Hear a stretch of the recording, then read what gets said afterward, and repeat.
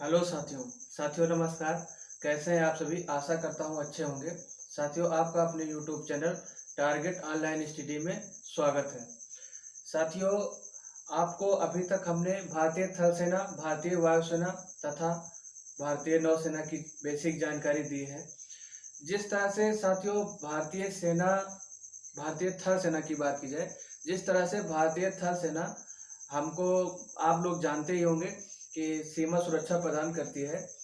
ठीक उसी तरह से भारत में कई सारे केंद्रीय अर्धसैनिक बल हैं। केंद्रीय अर्धसैनिक बलों का भी गठन किया गया है जो कि भारत की सीमाओं की रक्षा के लिए तत्पर रहते हैं। तो साथियों आज हम उन्हीं केंद्रीय अर्धसैनिक बलों के ऊपर बात चर्चा करेंगे।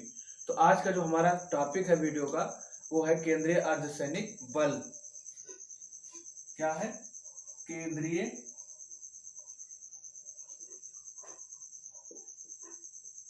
अर्धसैनिक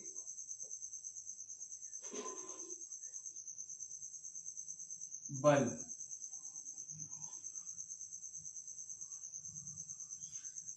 तो साथियों केंद्रीय अर्धसैनिक बलों का काम ये है, जैसे कुछ अर्धसैनिक बल ऐसे हैं जो हमको सीमा सुरक्षा प्रदान करने के साथ साथ भारत के आंतरिक गतिविधियों में भी यदि कोई प्रॉब्लम आती है तो वहां पर भी उनकी ड्यूटी लगाई जाती है और यह केंद्र सरकार के अधीन होता है। तो साथियों चलिए देखते हैं कि इनकी ड्यूटी कहाँ पे लगाई जाती है। इसको CAPF भी बोलते हैं। क्या बोलते हैं? CAPF, central armed police force. क्या बोलते हैं? CAPF। साथियों सबसे पहले हम भारत का मानचित्र बनाएंगे।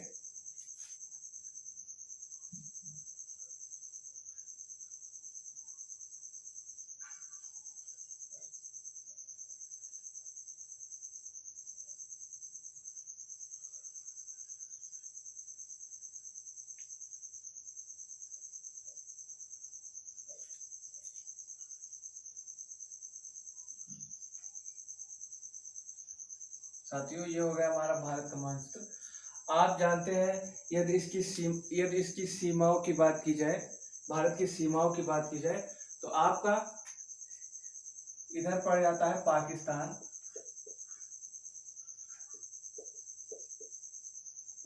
साथियों आपको बता दें कि हम आपको मानचित्र बहुत अच्छी तरीके से समझाएंगे, लेकिन आपको जियोग्राफी की क्लास में उसे आपको पढ़ाया जाएगा। यहाँ पर सिर्फ हम अपनी जानकारी के लिए ही मानचित्र को पढ़ेंगे। जितनी जानकारी के लिए आवश्यकता पड़ेगी उतने ही मानचित्र का अध्ययन हम यहाँ पे करेंगे। और आपको यहाँ पर मिलता है अफगानिस्तान, अफगानिस्तान, और उसके बाद यहाँ पे चीन मिलता है आपको, चीन। ये इतना। यहाँ पे आपका पड़ जाता है नेपाल। यहाँ पे एक छोटा सा देश है भूटान, और यहाँ पे आपका देश है कौन सा? बांग्लादेश।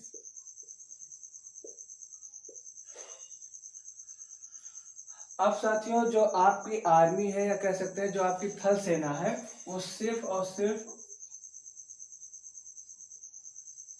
ये आपका लाइन ऑफ कंट्रोल पड़ जाता है यहाँ पे।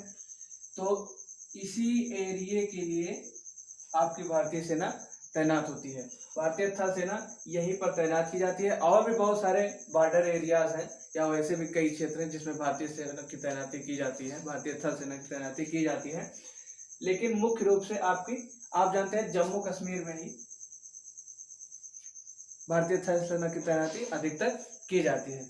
तो अब और भी जो सीमाएं हैं उनके लिए कई सारे अर्धसैनिक बल तैयार किए गए हैं।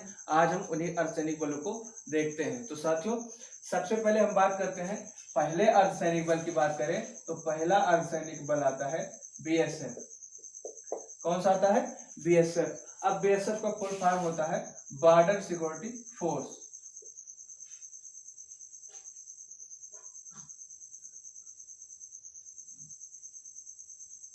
बॉर्डर सिक्योरिटी फोर्स या सीमा सुरक्षा बल।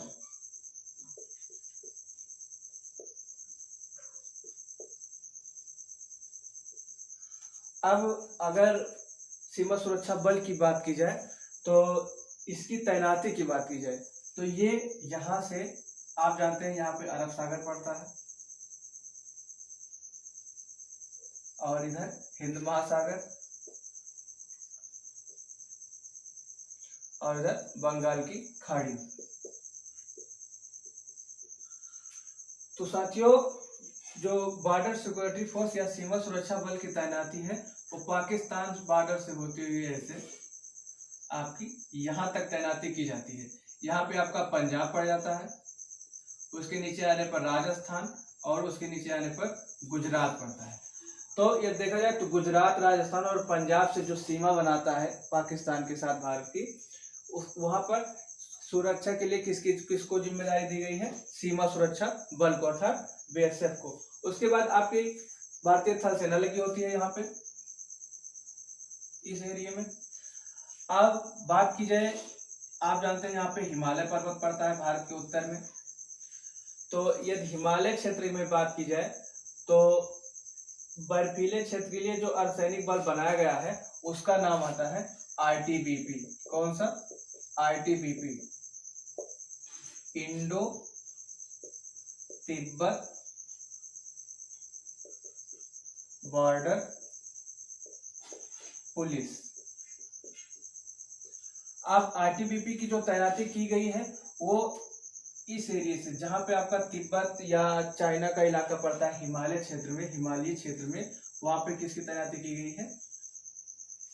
आईटीबीपी की। अब यहां से, जहां से आपका उत्तर प्रदेश शुरू होता है, उत्तर प्रदेश हो गया, बिहार हो गया, या और भी कई क्षेत्र हैं, यहाँ पे जो बॉर्डर अर्थात जो नेपाल की सीमा बनाता है और जो भूटान की कुछ सीमा बनाता है, यहाँ पर आपको जिस अर्धसैनिक बल की को जिम्मेदारी दी गई है उसका नाम है एसएसबी।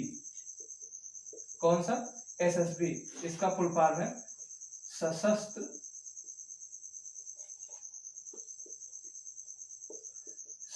सीमा बल।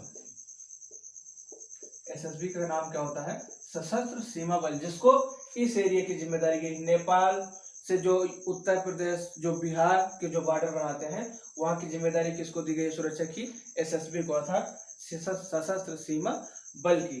अब उसके आगे की बात की जाए पूर्वांचल में, तो जो उत्तर पूर्वी या पूर्वोत्तर भारत है उसकी सीमा की जिसे जिम्मेदारी दी गई है वो है असम राइफल्स। कौन सा? असम राइफल्स। असम राइफल्स। उसके बाद यहां से हमारा शुरू हो जाता है बांग्लादेश की बॉर्डर, अर्थात यहां से हमारा बांग्लादेश की सीमा शुरू हो जाती है, बांग्लादेश और भारत की। फिर से यहाँ पर आपको जो जिम्मेदारी दी गई है वो कौन सा सैनिक बल है? बीएसएफ। अर्थात यहाँ पे बीएसएफ की तैनाती और यहाँ पे बीएसएफ की तैनाती। और यदि मान लीजिए कोई आपात स्थिति आती है तो इन्हीं केंद्रीय अर्धसैनिक बलों के साथ भारतीय थल सेना को भी नियुक्त कर दिया जाता है, अर्थात दोनों को कंबाइन करके या दोनों को कंप्रोमाइज करके एक साथ दोनों की ड्यूटी लगाई जा सकती है, कभी भी कहीं भी। अब इन सबसे अलग एक बल आता है हमारा केंद्रीय सैनिक बल, जिसका नाम है सीआरपीएफ। कौन सा? सीआरपीएफ। 5वें नंबर पे बात कर लेते हैं तो आता है सीआरपीएफ, सेंट्रल रिजर्व पुलिस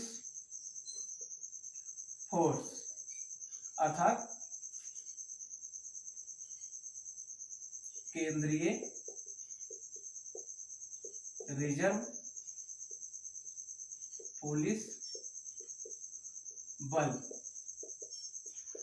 साथियों, हमारे चैप्टर का नाम था, पहले ही वीडियो में हमने बताया था कि आपको भारतीय रक्षा प्रणाली हम पढ़ाएंगे पहले, तो उसी रक्षा प्रणाली को पढ़ाते हुए आगे का क्रम जारी रखते हुए आपको इससे पहले हमने भारतीय नौसेना, भारतीय वायुसेना और उससे पहले भारतीय थल सेना के बारे में जानकारियां दी थी। यदि आपने अभी तक वो वीडियो नहीं देखा है तो कृपया प्लेलिस्ट में आपको वीडियो मिल जाएंगे, आप जाके वहां पे वीडियो को वॉच कर सकते हैं। तो साथियों, अब 5वें नंबर पे जो आता है वो होता है सीआरपीएफ। अब सीआरपीएफ का काम क्या होता है? केंद्रीय रिजर्व पुलिस बल है, या जो होता है ये भारत के आंतरिक भागों की सुरक्षा के लिए बनाया गया है। कहाँ के लिए? भारत के आंतरिक भागों की सुरक्षा के लिए, मतलब। और जो ये केंद्रीय अर्धसैनिक बल होते हैं ये गृह मंत्रालय के अधीन काम करते हैं। किसके अधीन काम करते हैं? गृह मंत्रालय के, केंद्र सरकार के। तो साथियों, जो सीआरपीएफ होता है ये आंतरिक यदि कोई आतंकवाद, आंतरिक आतंकवाद को खत्म करने के लिए इसकी स्थापना की गई है, किसकी, सेंट्रल रिजर्व पुलिस फोर्स की। और आवश्यकता अनुसार ये जो हमारा सीआरपीएफ बल है ये सभी सेनाओं के साथ अर्थात सभी बलों के साथ काम करता है। अब जो केंद्रीय अर्धसैनिक बल है उनमें और भारतीय थल सेना में अंतर क्या होता है। जो केंद्रीय अर्धसैनिक बल होते हैं वो भारत के भीतरी क्षेत्रों में भी सुरक्षा प्रदान करते हैं, अर्थात आवश्यकता पड़ने पर इन सबको कहीं भी ड्यूटी लगाई जा सकती है। जैसे भारत में जब चुनाव होते हैं तब भी इन बीएसएफ की, आईटीबीपी, एसएसबी, असम राइफल्स या सीआरपीएफ की ड्यूटी लगाई जाती है। लेकिन जो भारतीय थल सेना है वो सिर्फ और सिर्फ हमको बाह्य सुरक्षा प्रदान करने के लिए बनाई गई है। तो साथियों एक बार फिर से देख लेते हैं इसे हम। तो जो पाकिस्तान से बॉर्डर लगता है हमारा 13 राज्यों का, वहां पे बीएसएफ है, फिर भारतीय थल सेना है जिसके बारे में हम पहले भी बात कर चुके हैं। उसके बाद हमारा हिमालय क्षेत्र के लिए बनाया गया है आईटीबीपी अर्थात इंडो तिब्बत पुलिस बल। उसके बाद जो नेपाल से सीमा बनाता है उसके लिए हमारा एसएसबी है, सशस्त्र सीमा बल। उसके बाद जो पूर्वोत्तर राज्य है, पूर्वोत्तर राज्य की सुरक्षा के लिए पूर्वोत्तर राज्य को बाह्य सुरक्षा प्रदान करने के लिए हमको असम राइफल्स हमारा बनाया गया है। अब उसके बाद जो बांग्लादेश से सीमा लगती है वो बीएसएफ की लगती है। साथियों आप लोग जानते हैं कि भारत सबसे ज्यादा स्थलीय सीमा किस देश के साथ बनाता है, बांग्लादेश के साथ, अर्थात सबसे लंबी सीमा किसके साथ बनाता है, बांग्लादेश के साथ बनाता है। तो यहाँ पे बीएसएफ लगती है और यहाँ पे बीएसएफ लगती है। अब आता है हमारा जल क्षेत्र अर्थात सागरीय जो सीमा बनाती है स्थल से 8 किलोमीटर दूर तक समुद्र में, कहाँ तक, 8 किलोमीटर दूर तक, अर्थात स्थल से 8 किलोमीटर दूर तक एक बल बनाया गया है जिसे बोलते हैं कोस्ट गार्ड। क्या बोलते हैं, कोस्ट गार्ड, या उसे हिंदी में बोलते हैं तटरक्षक बल। तटरक्षक बल, जो तटरक्षक बल होता है हमारा वो स्थलीय भाग से शुरू होकर और समुद्र में, समुद्री जल में 8 किलोमीटर तक हमको सुरक्षा प्रदान करता है। उसके बाद भारतीय नौसेना अपनी सुरक्षा प्रदान करती है, अर्थात समुद्र तट से 8 किलोमीटर तक सुरक्षा की जिम्मेदारी किसे दी गई है, तटरक्षक बल को। उसके बाद कौन सा आ जाता है, भारतीय नौसेना, जो कि हमें बाह्य सुरक्षा प्रदान करती है। तो साथियों ये थे केंद्रीय अर्धसैनिक बल। अब हम अगले वीडियो में इनकी स्थापना, इनका विकास, इनके कमान आदि के बारे में चर्चा करेंगे। तो साथियों ये वीडियो आपको कैसा लगा कमेंट सेक्शन में जरूर दें। और साथियों यदि आपको वीडियो में कहीं भी कुछ भी चीज न समझ में आई हो तो आप उसको कमेंट सेक्शन में जरूर पूछें, आपको आपके प्रश्न का उत्तर मिल जाएगा। साथियों यदि वीडियो पसंद आया हो तो लाइक करें, और जो साथी चैनल पर पहली बार आए हैं वो चैनल को सब्सक्राइब करके बेल आइकन जरूर प्रेस कर लें ताकि हमारी नई आने वाली वीडियो की नोटिफिकेशन आप तक सबसे पहले पहुंच जाए। और साथियों यदि आपने पिछला वीडियो नहीं देखा है तो पिछला वीडियो जरूर देख लें। मिलते हैं अगले वीडियो में। अगले वीडियो में हम बात करेंगे केंद्रीय अर्धसैनिक बल। हाँ उससे पहले हम आपसे एक प्रश्न पूछते हैं, उसका जवाब आपको देना होगा। आप उसका जवाब कमेंट सेक्शन में जरूर दीजिए, जो हमने पढ़ाया है वहीं से पूछ रहे हैं आपसे। तो साथियों हमारा प्रश्न है कि भारतीय नौसेना में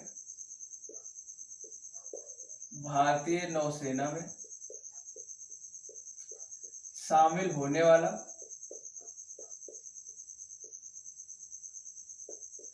होने वाला पहला युद्धक पोत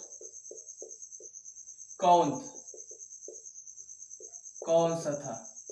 इसका जवाब आपको कमेंट सेक्शन में देना है। कौन सा, भारतीय नौसेना में शामिल होने वाला पहला युद्धक पोत कौन था, इसका जवाब आपको देना होगा। आप कमेंट सेक्शन में इसका जवाब जरूर दें। और साथियों यदि आपने पिछला वीडियो नहीं देखा है तो वीडियो जरूर देख लें, आपकी परीक्षा के लिए बहुत ही उपयोगी है। अगले वीडियो में मिलते हैं, तब तक के लिए जय हिंद जय भारत।